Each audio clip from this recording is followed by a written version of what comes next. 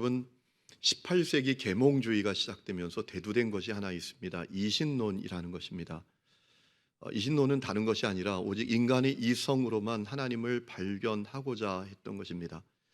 임마누엘 칸트라고 하는 유명한 철학자가 있죠. 그는 이성의 한계 안에서의 종교라는 저서를 통해서 오직 인간의 이성의 한계 안에서만 신을 인정하고자 했습니다. 사실 불완전한 시도죠. 인간의 이성이라는 것이 얼마나 연약하기 그지 없습니까? 그러니 인간의 이성으로 하나님을 알 수가 없습니다. 여러분, 하나님은 오직 하나님의 자기 계시, 하나님께서 우리에게 당신을 계시해 주실 때만, 드러내 주실 때만 우리가 하나님을 알 수 있습니다. 그런데 이성의 한계 안에서만 신앙하고자 하는 것도 문제지만 또 다른 문제가 있습니다. 사랑을 그저 안전한 관계라는 한계 안에서만 하려고 하는 것입니다. 여러분, 성경의 계명 가운데 가장 중요한 계명이 뭐죠? 사랑의 계명입니다. 마태복음 22장을 보면 율법 사함령이 예수님께 찾아옵니다. 어떤 계명이 제일 큰 계명입니까? 라고 묻습니다. 그때 주님 뭐라고 말씀하시죠? 첫째는 마음과 목숨과 뜻을 다해서 하나님 사랑하는 것이고, 둘째는 내 이웃을 내 자신처럼 사랑하는 거다. 그것이 가장 큰 계명이다. 사랑의 계명이 가장 큰 계명이다 라고 말씀을 하셨어요. 성경의 계명 가운데 가장 중요한 계명은 사랑의 계명입니다. 여러분, 사랑의 계명은 알아야 될 계명이 아니라 살아내야 될 계명입니다. 사랑의 계명을 아는 것과 사랑의 계명을 살아내는 것은 너무나 큰 차이가 있는 것입니다. 여러분, 그런데 문제는 사람들이 안전한 관계를 넘어서서 사랑할 수 있겠냐라는 거예요. 관계가 원만하고 평화로울 때만이 아니라 갈등이 생기고 문제가 생긴 상황 가운데에서도 여전히 사랑할 수 있겠냐라는 거예요. 예를 들면 어떤 집에 일하던 노예가 있습니다. 주인의 재산을 훔쳐서 도망쳤습니다. 그래서 주인에게 엄청난 손해를 끼쳤습니다. 주인이 엄청난 타격을 받게 되었습니다. 그때에도 그 주인이 그 노예를 사랑할 수 있겠냐라는 겁니다. 바울은 그 질문에 예스라고 분명히 대답합니다. 그 주인이 특별히 그리스도인 된 주인이라면 틀림없이 그렇다라고 확신합니다. 그래서 빌레몬서를 빌레몬에게 써 보냈던 것입니다. 여러분, 빌레몬서는 빌레몬이라는 사람에게 써서 보낸 바울의 편지입니다. 이 빌레몬은 누굴까요? 골로새 교회의 성도였습니다. 오늘 우리가 읽지 않았지만 2절 말씀을 보면 자기의 집을 골로새 교회가 되게 했을 정도로 아주 신실한 성도였습니다. 자, 그의 집에서 일하던 노예가 있었습니다. 이름이 오네시모입니다. 그런데 그가 주인의 재산을 훔쳐서 도망쳤습니다. 여러분, 이 당시에 노예는 일반적이었습니다. 로마 제국 안에 엄청난 노예들이 있었다고 합니다. 전쟁에 패배해서 노예가 되기도 했고, 경제적으로 파산해서 노예가 되기도 했고, 때때로 생계를 유지하고 하기 위해서 노예가 되기도 했다라고 합니다. 이 오네시모가 왜 어떻게 노예가 됐는지는 우리는 잘 모릅니다. 이 오네시모에 대한 정보를 우리는 갖고 있지 못합니다. 다만 이름의 뜻이 유익한, 오네시모 유익한이란 이름의 뜻이다라는 것만 알고 있습니다. 그런데 어느 날 이 오네시모가 주인의 재산을 훔쳐서 도망쳤습니다. 오네시모는 어디로 도망치면 가장 안전하게 숨어 살면서 잡히지 않을지 잘 알고 있었어요. 오늘날의 뉴욕과 같은 당시의 로마였습니다. 로마에 엄청난 사람들이 몰려 있었고 살고 있었어요. 거기 가면 내가 안전하게 붙잡히지 않고 살 수 있다라고 생각하고 로마로 도망쳐 간 것입니다. 그런데 하나님께서는 오네시모에게 그 로마에서 운명적인 만남을 예비해 놓고 계셨습니다. 바울과의 만남이에요. 오네시모가 로마로 도망쳤을 때 바울은 로마에 있었습니다. 그런데 감옥에 갇혀 있었죠. 정확하게 말하면 가택연금 상태에 있었습니다. 여러분, 9절 말씀 우리가 보면 바울이 이런 고백을 하죠. 예수 그리스도를 위해 갇힌 자 되어라는 말씀을 합니다. 이 사실을 통해서 바울이 지금 갇혀 있는 상태였구나라는 사실을 확인할 수 있습니다. 자, 어떻게 이 오네시모가 갇혀 있는 바울을 만나게 됐는지 우리는 확실히 알 수가 없습니다. 그러나 분명한 것은 오네시모와 바울의 만남이 운명적인 만남임에는 틀림없다라는 겁니다. 왜냐하면 오네시모의 주인 빌레몬이 바울을 통해서 복음을 만나고 구원을 받은 사람이에요. 바울의 영적인 제자입니다. 빌레몬의 스승이 바울입니다. 여러분, 운명적인 만남 아니에요? 여러분, 오늘 우리가 읽은 19절 말씀 보세요. 바울이 빌레몬에게 이렇게 말합니다. 내 자신이 내게 빚진 것은 내가 말하지 아니하노라. 이 말씀은 지금 빌레몬이 바울에게 경제적인 빚을 졌다 이 얘기를 하는 게 아닙니다. 새번역 성경이 정확하게 의미를 알도록 번역했는데 이렇게 번역했습니다. 그대가 오늘 그대가 된 것이 나에게 빚진 것이라는 사실을 나는 굳이 말하지 않겠습니다. 이 얘기는 무슨 의미인가 하면 빌레몬이 바울을 통해서 복음을 듣고 복음을 만나고 구원을 받게 되었다라는 거예요. 빌레몬이 바울에게 복음의 빛을, 구원의 빛을 줬다라는 거예요. 여러분, 놀랍죠? 그러니까 운명적인 만남이죠. 여러분, 그 넓은 로마에서, 그리고 바울이 자유롭게 다니는 상황도 아니고 지금 갇혀 있는 상태에서 오네시모가 바울을 만났습니다. 오네시모의 그 주인인 빌레몬이 바울의 영적인 제자입니다. 그러니 이 오네시모와 바울의 만남은 얼마나 운명적인 만남이에요. 이게 억지로 되는 만남이 아니잖아요. 여러분, 그래서 제가 늘 기도하는 제목이 있습니다. 우리 아이들, 우리 교회 자녀들을 위해서 기도할 때 꼭 기도하는 제목이 있습니다. 하나님, 우리 자녀들에게, 우리 교회 아이들에게 만남의 복을 주십시오. 만남의 복을 허락해 주십시오. 이렇게 기도합니다. 여러분, 사람이 만남의 복이 대단히 중요합니다. 사람이 살아가면서 그 인생이 어떤 사람을 만나는가에 따라서 달라지는 것을 느끼게 됩니다. 친구 하나 잘못 만나서 인생이 완전히 엉망되는 사람도 많이 봅니다. 멀쩡하게 살던 사람이 배우자 한 사람 잘못 만나서 그 인생이 엉망이 돼버리는 경우도 얼마든지 저는 사역을 하면서 봅니다. 만남이 참 중요합니다. 그래서 제가 우리 교회 아이들을 위해서 기도할 때마다 하나님, 이 아이에게 만남의 복을 주십시오 라고 기도하는 거예요. 오늘 여러분들에게 특별히 만남의 복이 있기를 축원합니다. 여러분의 자녀들에게 만남의 복이 있기를 축복합니다. 자, 바울이 오네시모를 만났을 때 바울이 오네시모에게 복음을 전했습니다. 그리고 그 복음이 오네시모에게 능력으로 역사했던 것 같습니다. 왜냐하면 복음을 듣고, 여러분, 이 오네시모가 죄를 힘들어합니다. 빛으로 나아가면 어둠이 드러나는 것처럼 여러분, 이 오네시모가 이 복음을 듣고 자기의 죄를 깨닫게 되었습니다. 자기의 죄를 견딜 수 없게 되었습니다.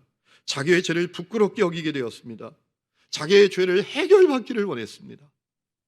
그래서 바울에게 자기의 죄를 고백한 거예요. 사실은 제가 도둑놈입니다.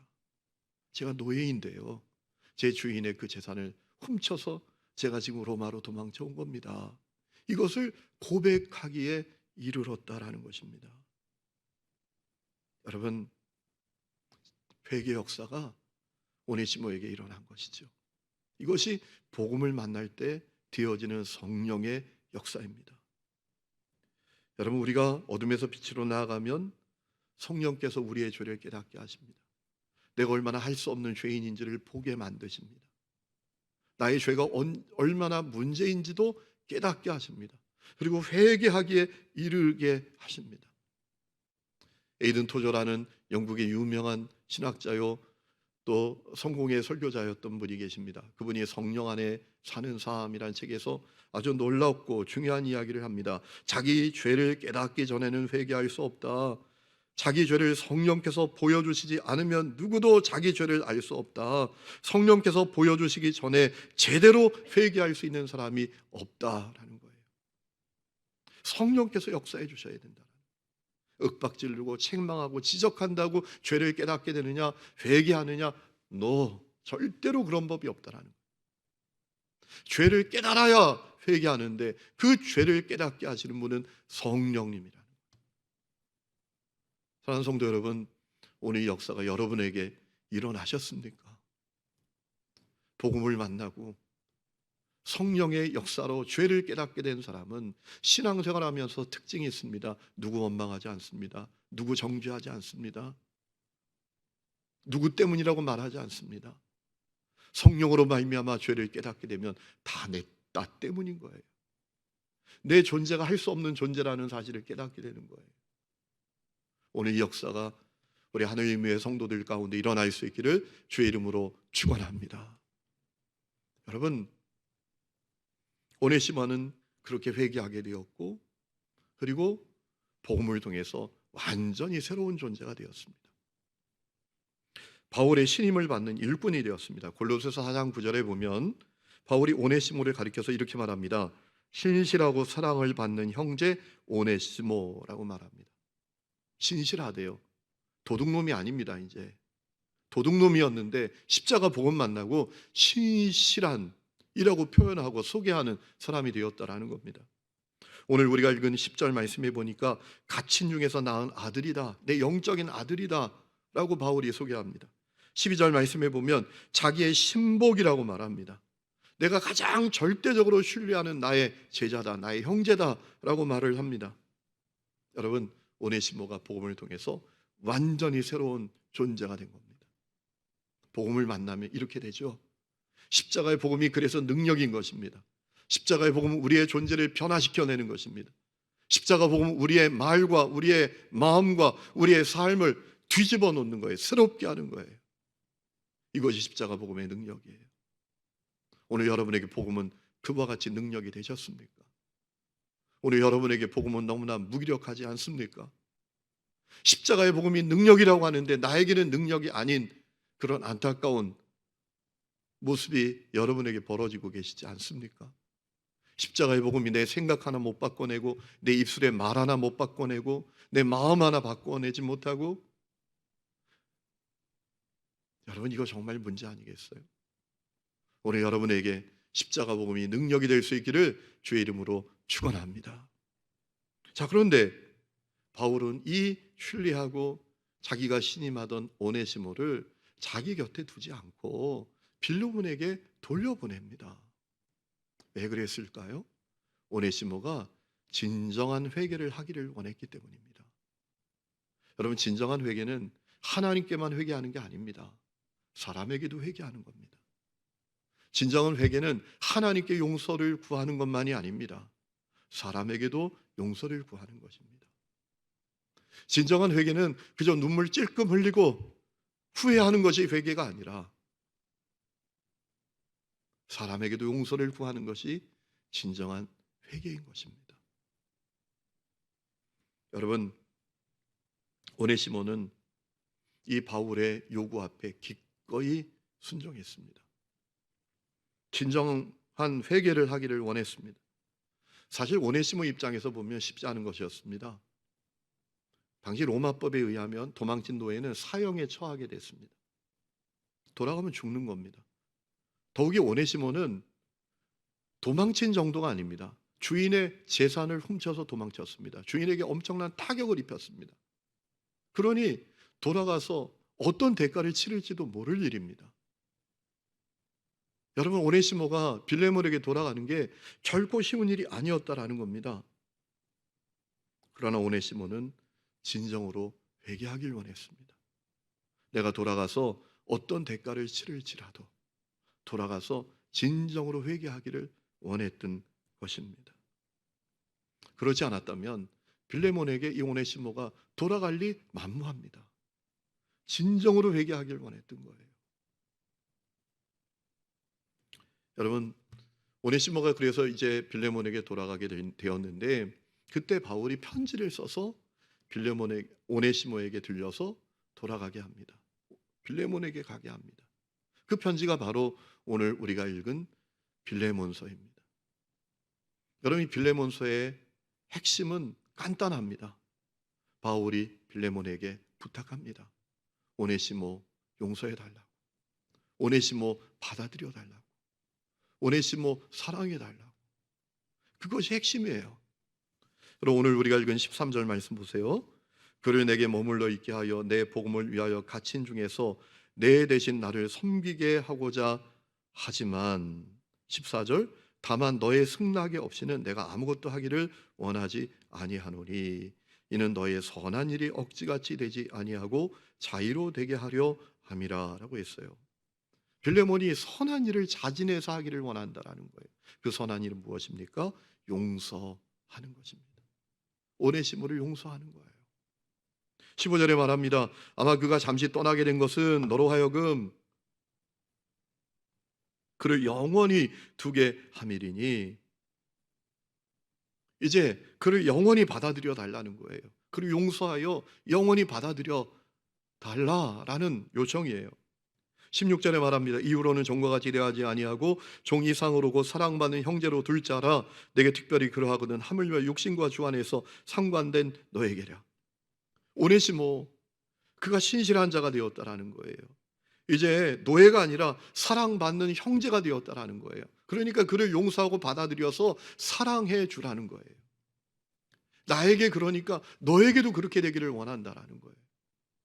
심지어 21절 말씀해 보니까 오네시모를 노예의 신분에서 해방시켜 달라고 부탁합니다.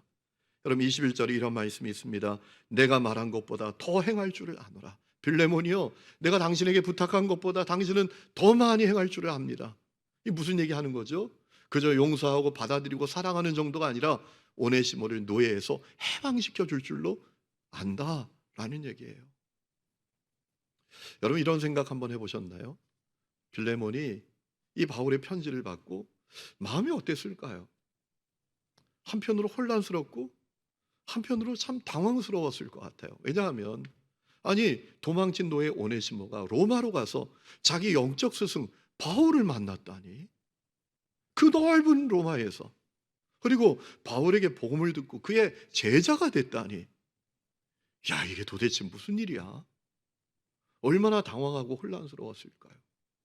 그리고 그 원수 같은 오네시모 그 녀석 용서해 달라고, 받아들여 달라고, 사랑해 달라고. 여러분 빌레몬이 이런 마음도 갖지 않을 수 있었을까요? 그건 아니지. 바울을 통해서 내가 아무리 복음을 듣고 구원받았다라고 해도 그런 것까지 나에게 요구할 수는 없는 거지. 여러분 이렇게 생각할 수도 있지 않았을까요? 우리 주위를 보면 얼마든지 그 생각을 해볼 수 있습니다. 가끔 신앙생활하면서 성도들이 시험에 들었다고 말합니다. 목사님 제가 시험 들었어요. 아니 그분이요 그럴 줄 몰랐거든요. 그렇게 믿음이 좋고 내가 존경하기를 원했고 그렇게 참 믿음이 좋아 보이던 그분이요 자기에게 손해가 조금 생기니까 사람이 돌변하더라고요. 자기에게 불이익이 오니까 못 견뎌 하더라고요. 완전히 다른 사람이 되더라고요. 여러분 그런 얘기를 하는 분들이 있지요. 믿음 따로 삶 따로인 사람들, 신앙 따로 현실 따로인 사람들이 있잖아요. 현실적인 문제에 대해서는 조금도 양보가 없는 사람들, 조금도 손해보려고 하지 않는 사람들, 자기에게 손해가 생기고 불이익이 생기고 자기에게 어떤 피해가 생긴다 하면 완전히 사람이 돌변하는 그런 경우 우리가 많이 보잖아요. 그것도 그럴 거라고 아예 예상했던 분이 아니고 그렇게 믿음이 좋아 보이던 그분이, 그런 일을 우리가 주위에서 얼마나 많이 봅니까? 여러분 오네시모도 충분히 그럴 수 있을 만한 여지가 있는 것 아니겠어요? 그런데 여러분 중요한 사실은 빌레몬이, 자꾸 헷갈립니다 제가, 빌레몬이 바울의 그 요청을 받아들입니다. 오네시모를 용서하고요, 오네시모를 받아들이고요, 오네시모를 사랑하게 됐습니다. 여러분 확실합니다. 왜냐하면 그러지 않았더라면 이 빌레몬서가 말씀으로 기록되어서 우리에게 전해질 수가 없습니다. 빌레몬이 오네시모 용서했기 때문에, 받아들이고 사랑했기 때문에, 그리고 그에게 자유를 주었기 때문에 이 말씀이 오늘 우리에게 전해져 온 것입니다.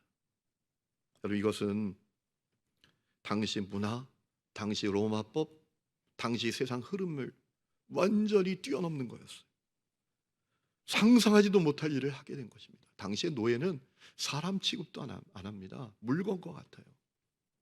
이거 정말 놀라운 일을 빌레몬이 하게 됐던 것입니다. 여러분, 빌레몬서는 성경에서 가장 짧은 말씀 가운데 하나입니다. 이 짧은 말씀을 우리에게 전해주는 이유는 어떤 교리를 가르쳐 주기 위함이 아닙니다. 우리에게 삶을 가르쳐 주는 거예요. 어떤 삶을 가르쳐 주는 겁니까? 십자가 복음을 믿은 구원받은 성도, 십자가 복음을 믿고 구원받은 성도는 용서와 사랑으로 살아야 된다 라는 삶을 가르쳐 주는 말씀이에요. 여러분, 십자가 복음을 믿고 구원받은 바울 그리고 빌레몬은 용서와 사랑으로 살았습니다. 당시에 사람들이 철통같이 여기던 그 노예 제도라는 그 제도를 뛰어넘습니다. 자기의 어떤 이익이라는 거, 세상 관습이라는 거, 그거 다 뛰어넘습니다. 그래서 용서하고 사랑합니다. 오늘 18절 말씀해 보니까 바울이 빌레몬에게 뭐라 합니까? 오네시모가 끼친 손해가 있다면 내가 다 책임진다고. 여러분, 노예, 인간 취급도 안 하는 노예를 향해서 어떻게 이렇게 반응할 수 있습니까? 바울이 이 노예에 불과한, 범죄자에 불과한 오네시모를 너무나 소중하게 여깁니다. 그리고 빌레몬도 바울의 요구대로 용서합니다. 받아들입니다. 사랑합니다. 중요한 것은 오늘 우리도 이와 같이 행해야 한다라는 겁니다. 그래서 이 말씀을 주신 것입니다. 우리도 용서와 사랑으로 우리 삶의 자리를 천국으로 만들어야 된다라는 것입니다. 여러분, 한 해의 끝이 다가오면 많은 사람들이 마무리 져야 될 것을 마무리 져야 된다라고 생각합니다. 그런데 여러분, 무엇보다 분명하게 우리가 마무리 져야 될 것이 있습니다. 용서의 마무리, 사랑의 마무리입니다. 그래야 내 삶의 자리에 하나님의 나라가 임합니다. 자유가 임합니다. 여러분, 이 용서라는 히라버 단어가 아파미라는 단어입니다. 아파미. 번역하면 어떤 의미인가 하면 풀어주다 이런 뜻입니다. 풀어주다. 용서는 풀어주는 거예요. 그런데 정작 용서는 상대방만 풀어주는 게 아닙니다. 자기 자신을 풀어주는 겁니다. 여러분, 용서하지 않는 마음 불편합니다. 용서하지 않는 마음 힘들고 지옥 같아요. 그래서 결국은 영적으로 병들고 육적으로 병들게 되어 있습니다. 용서하지 않는 마음을 품고 살면 반드시 영적으로 문제가 되게 되어 있습니다. 기도조차도 응답되기 어렵습니다. 주님께서 예배 드리려면, 기도하려면 먼저 문제 해결하고 와서 기도하라, 예배하라 라고 말씀을 하셨잖아요. 여러분, 용서는 풀어주는 거예요. 먼저 자신을 풀어주는 겁니다. 문제는 용서가 결코 쉽지가 않습니다. 용서라는 우리 한글 그 글자 수를, 획수를 따져보면 9획밖에 안 됩니다. 그런데 여러분, 우리 용서하려면 9번이 뭡니까? 99번이 뭡니까? 999번도 더 마음의 갈등이 일어납니다. 용서하는 게 절대로 쉽지는 않습니다. 그러나 용서해야 합니다. 어떻게 용서할 수 있을까요? 두 가지 중요한 사실을 여러분에게 말씀드리기를 원합니다. 첫 번째는 내 기억을 바꿔야 돼요. 기억을 바꿔야 돼요. 이것은 제가 드리는 말씀이 아니라 헨리 나우엔이라고 하는 유명한 영성가가 했던 얘기입니다. 용서는 기억을 바꾸는 거다. 여러분, 용서한다는 것은 내게 그 상처를 준 사람을 잊어버리는 게 아닙니다. 내가 상처가 되었던 그 힘들고 고통스러운 상황을 잊어버리는 게 아닙니다. 어떻게 있습니까? 그래서 우리가 용서를 못 하잖아요. 잊어버릴만 하면 또 불끈불끈 그 생각이 떠오르잖아요. 여러분, 잊을 수 없어요. 어떻게 있습니까? 그래서 기억을 바꾸는 거예요. 어떻게 기억을 바꾸는 거죠? 내게 상처가 되었던 그 상황, 그때 그 사람이 나를 그렇게 힘들게 하고 내게 고통을 주었던 그때에도 주님은 나를 사랑하셨고, 주님은 나와 함께 하셨고, 주님은 나를 돌보셨다라는 기억을 먼저 갖는 거예요. 그럼 용서할 수 있어요. 여러분, 그 모델이 있습니다. 요셉이에요. 요셉. 요셉이 형제들에 의해서 노예로 팔려갑니다. 여러분, 이게 말도 안 되는 얘기죠. 여러분 형제들에 의해서 저 신안 앞바다에 있는 새우잡이 어선에 팔려갔다고 생각해 보세요. 용서가 되겠어요? 더욱이 여러분, 그렇게 노예로 팔려가서 얼마나 고생했습니까? 누명 쓰고 감옥에 갑니다. 정말 어둠의 시간을 그가 보냅니다. 그런데 여러분, 요셉이 형제들을 용서하잖아요. 형제들을 용서했던 이유가 뭡니까? 형제들에게 이런 고백을 하죠. 나를 여기 보낸 분은 당신들이 아니라 하나님이십니다. 하나님이 생명을 구원하시기 위해서 나를 먼저 여기에 보내셨습니다 라고 고백해요. 이 고백의 의미는 무엇입니까? 그가 먼저 이런 기억을 가졌다라는 거죠. 그 고난의 때에도, 내가 그 고통스러운 상황의 때에도 주님은 나와 함께 하셨다. 주님 나를 돌보셨다. 주님 나를 사랑하셨다. 내가 알지 못하는 주님의 계획을 이루고 계셨다 라는 기억을 갖게 됐단 말입니다. 그래도 용서하게 된 거예요. 그래서 오늘 우리도 기억을 바꿔야 돼요. 내가 너무나 힘들어한 그때에도 주님은 나를 사랑하셨다. 나와 함께 하셨다. 나를 돌보셨다 라는 이 기억을 먼저 가져야 합니다. 기억의 우선순위를 바꿔야 합니다. 그러면 용서할 수 있는 거예요. 두 번째는 받은 용서와 사랑을 기억해야 합니다. 요한복음 13장 34절에 예수님께서 그런 말씀하셨어요. 새 계명을 너희에게 주노니 서로 사랑하라. 왜 서로 사랑해야 될지를 말씀하셨습니다. 이렇게 말씀하셨어요. 내가 너희를 사랑한 것 같이 너희도 서로 사랑하라. 예수님께서 우리를 사랑해 주셨대요. 여러분, 우리가 사랑받을 수 있는 사람이었습니까? 우리가 하나님의 원수로 살았어요. 죄인 중에 괴수와 같았어요. 공중권세 잡은 자, 사단이 이끄는 대로 살았어요. 그런데 우리를 사랑해 주셨어요. 그래서 사랑하라고 하신 거예요. 우리에겐 용서할 수 있는 힘이 없습니다. 우리에겐 사랑할 수 있는 능력도 없습니다. 그러나 우리가 용서하고 사랑할 수 있는 이유는 우리가 용서받고 사랑받았기 때문입니다. 에베소 4장 31절 말씀이 이렇게 되어 있습니다.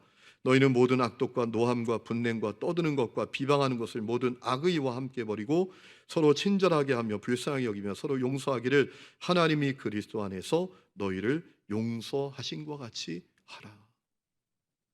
주님 우리를 용서하셨어요. 그래서 우리는 용서할 수 있는 것입니다. 맞아본 사람, 그것도 많이 맞아본 사람이 아프게 때릴 수 있는 것처럼 우리가 주님께 깊은 용서와 사랑을 받았기 때문에 우리는 용서하고 사랑할 수 있는 것입니다. 여러분, 우리 사회의 심각한 문제 중에 하나는 용서가 사라지고 있다는 거예요. 오히려 우리 사회 전 영역에 복수, 보복이 일반화되고 있다는 겁니다. 그 비근한 예가 있습니다. 우리나라는 전직 대통령들이 다 감옥 가는 비극적인 나라가 되었어요. 어떤 사람들은 말합니다. 적폐를 청산해야 된다고 말합니다. 그런데 여러분, 진정한 청산은 힘을 가진 자가 청산한다고 이루어지는 게 아닙니다. 진정한 청산은 상처를 받은 사람이 상처를 준 사람을 용서할 때 진정한 청산이 이루어지는 것입니다. 물론 상처를 준 사람은 자기가 한 행동이 얼마나 잘못되었고 상대방에게 깊은 상처를 주었는지를 잘 몰라요. 그러니까 또 상처를 주죠. 그런데 여러분, 그렇다고 그를 체벌하고 그를 윽박지르고 그런다고 그가 자기의 잘못을 깨닫느냐? 그게 아니에요. 용서를 통해서 깨닫게 되는 거예요. 그 용서를 통해서 또 선한 영향력이 사회 전반에 흘러가게 되는 것입니다. 세상은 용서를 통해서 그리고 사랑을 통해서 아름다워지는 것입니다. 사랑하는 성도 여러분, 한 해의 끝자락에 와 있습니다. 여러분에게 반드시 용서해야 될 사람 그리고 사랑해야 될 사람이 있을 것입니다. 우리가 다른 마무리 짓는 것보다 이 한 해의 끝자락에 정말 마무리 지어야 될 것은 용서와 사랑의 마무리입니다. 용서와 사랑을 통해서 내가 있는 삶의 자리에 하나님의 나라를 이루어 가야 할 것입니다. 오늘 이 은혜가 여러분의 삶 가운데 있기를 주의 이름으로 축원합니다. 그리고 기도하는 시간을 갖겠습니다. 원하고 바라고 기도합니다. 찬양합시다. 이 세상을 살아가는 동안에 나의 힘을 의지할 수 없으니 기도하고 낙심하지 말 것을 주께서 참 소망이 되심이라. 하나님의 꿈이 나의 비전이 되고 예수님의 성품이 나의 인격이 되고 성령님의 권능이 나의 능력이 되길 원하고 바라고 기도합니다. 주의 길을 걸어가는 동안에 세상에 더 의지할 수 없으니 감사하고 낙심하지 말 것을 주께서 참 기쁨이 되심이라. 하나님의 꿈이 나의 비전이 되고 예수님의 성품이 나의 인격이 되고 성령님의 권능이 나의 능력이 되길 원하고 바라고 기도합니다. 하나님의 꿈이 나의 비전이 되고 예수님의 성품이 나의 인격이 되고 성령님의 권능이 나의 능력이 되길 원하고 바라고 기도합니다. 우리를 향한 하나님의 꿈이 무엇이겠습니까? 많은 사람들이 대단한 거라고 생각해요. 민족 복음화, 세계 복음화 그렇게 외치는 사람들이 많아요. 그런데 정작 여러분 가장 중요한 주님의 꿈과 비전은 무엇입니까? 우리가 용서하고 사랑하는 것입니다. 우리가 있는 삶의 자리에서 용서하고 사랑하며 사는 것입니다. 새 계명을 너희에게 준다. 서로 사랑하라. 가장 큰 계명이 뭐냐? 사랑하는 거다 라고 주님 말씀하셨습니다. 그런데 너무나 안타까운 것은 용서와 사랑을 하지 못하는 정도가 아니라 용서하고 사랑해야 된다, 용서하고 사랑해야 하겠다라는 마음조차 갖지 않으려고 하는 사람들입니다. 주님께서 너무나 안타까워하십니다. 이 시간에 기도했으면 좋겠습니다. 주님, 용서와 사랑을 통해서 내 삶의 자리에 주님의 나라를 이루는 사람이 되게 해주십시오. 나를 용서와 사랑의 도구로 사용하여 주십시오. 주님, 나를 긍휼히 여겨 주십시오. 우리 함께 하나님 앞에 기도하며 나가겠습니다. 하나님 아버지, 은혜를 감사합니다. 오늘도 우리를 사랑하여 주시고 기도하게 해주시니 하나님 감사합니다. 하나님 아버지, 한없는 주님의 은혜가 필요합니다. 용서와 사랑의 도구로 살기를 원합니다. 하나님, 내가 있는 삶의 자리에서 용서의 도구, 사랑의 도구가 되기를 원합니다. 삶의 가장 큰 꿈과 비전은 우리가 서로 용서하고 사랑하는 것이라고 생각합니다. 주여, 우리에게 용서와 사랑의 마음을 부어주시고 성령이 오셔서 우리가 용서와 사랑으로 사는 사람이 되도록 우리를 세워주시고 삶의 놀라운 은혜를 부어주시고 거룩한 죄의 영을 부어주시고 오 하나님 아버지, 우리의 의지가 있을 수 없습니다. 우리는 사랑할 힘과 용서할 능력이 없습니다. 주여, 우리가 받은 사랑과 용서 이제보다는 용서와 사랑이 이어지기를 원합니다. 주여, 하나님 아버지, 우리에게 주님의 놀라운 은혜를 허락하여 주시옵소서. 오 하나님, 용서해 주시옵소서. 아버지, 용서와 사랑의 삶을 살아야 한다고 오늘 빌레몬서를 통해서 우리에게 말씀해 주심을 감사합니다. 주여, 우리 삶의 자리에서 우리 각 사람들이 용서와 사랑으로 천국을 세우는 사람들이 되게 하여 주시옵소서. 하나님 아버지, 우리는 용서할 수 있는 힘과 사랑할 수 있는 능력이 없습니다. 성령이 오시옵소서. 우리의 마음을 하나님 참으로 새롭게 하여 주시옵소서. 하나님, 참으로 용서하고 사랑해야 되겠다라는 마음조차 없는 안타까운 사람들이, 믿음의 길을 걷는 사람들 가운데에도 많은 것을 느낍니다.